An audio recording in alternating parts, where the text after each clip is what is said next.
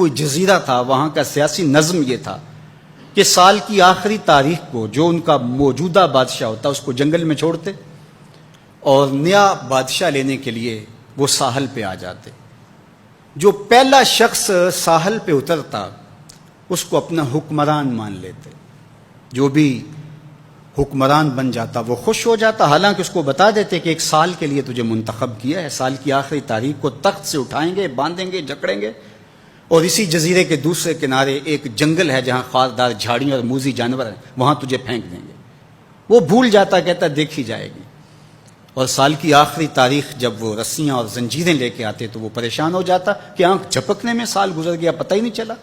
پھر روتا ہوا چیختا ہوا اس جنگل میں جاتا اور لوگ اس کو چھوڑ کے آ جاتے اور درندوں کا رزق بن جاتا، اور جو بھی آتا اس نے کبھی انکار نہیں کیا تھا۔ پہلی بار ایسا ہوا کہ جس شخص کو انہوں نے ہار ڈالے، گارڈ آف آنر دیا، تعظیم تکریم دی، سیلوٹ کیا، اس نے کہا یہ سب کیا ہے؟ کہا کہ آج کے بعد تو ہمارا حکمران ہے۔ کہا میں تو امور سلطنت نہیں جانتا، میں تو تاجر آدمی ہوں، چیزیں بیچنے آیا ہوں۔ کہا کہ ہمارا اصول یہی ہے کہ سال کی پہلی تاریخ کو پہلا شخص جو جزیرے پہ قدم رکھتا ہے وہ ہمارا حکمران ہوتا ہے۔ اس نے کہا میں تو امور سلطنت کو نہیں جانتا، تو یہ کس طرح ذمہ داری قبول کر سکتا ہوں؟ انہوں نے کہا کہ تمہیں کرنا ہوگی، اس کے علاوہ کوئی راستہ نہیں ہے، ہمارا یہ قانون ہے، ضابطہ ہے، اور یہ بھی بتا دیں کہ سال کی آخری تاریخ کو تجھے اسی جنگل کے دوسرے کنارے چھوڑائیں گے جہاں موذی جانوروں کا رین بسیرا ہے۔ تو اس نے کہا اگر انجام اتنا دردناک اور خطرناک ہے پھر تو میں بالکل جانے کے لیے تیار نہیں ہوں۔ تو انہوں نے کہا تو چاہے نہ چاہے باندھ کے بھی تخت پہ بٹھانا پڑا تمہیں بٹھائیں گے۔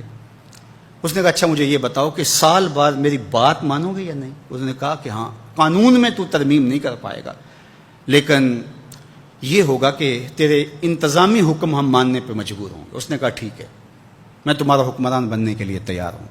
رومی بولتے ہیں کہ جب بھی کوئی شخص تخت نشین ہوتا تو وہ بھول جاتا کہ میرے 7 سال کی آخری تاریخ میں کیا ہونے والا ہے۔ وہ عیش و عشرت کرتا اور یوں وقت گزارتا، سال کی آخری تاریخ آنکھ جھپکنے میں آ جاتی۔ لیکن یہ پہلا شخص تھا، تخت نشین ہوتے اس نے پہلا حکم نامہ جاری یہ کیا کہ کمانڈوز بلائے جائیں۔ بلائے گئے، کہا اس جنگل میں چلے جاؤ جہاں تم بادشاہوں کو پھینک کے آتے ہو، اور وہاں کے موذی جانور کاٹ ڈالو۔ پھر بلدیہ کے ملازمین بلائے، کہا جاؤ جا کے وہاں کی جھاڑیاں کاٹو۔ پھر معمار بلائے، کہا جا کے وہاں محل تیار کرو۔ کچھ لوگوں کو بلایا، کہا جا کے وہاں پھول لگاؤ، پھلدار درخت لگاؤ، سایہ دار شجر لگاؤ۔ پوری حکومتی مشینری اس جنگل کو کٹوانے، وہاں کے موذی جانور قتل کروانے، اور وہاں خوبصورت محل بنوانے، کنویں کھدوانے اور پھلدار درخت لگوانے میں صرف کر دی۔ اب سال کی آخری تاریخ کو جب وہ زنجیریں لے کر آئے تو اس نے کہا کہ مجھے کیوں جکڑتے ہو، میں خود جانے کے لیے تیار ہوں، اس لیے کہ یہ اس تخت پہ آرام سے نہ بیٹھا، یہاں بیٹھ کے تیاری وہاں کی کرتا رہا جہاں اس نے جانا تھا۔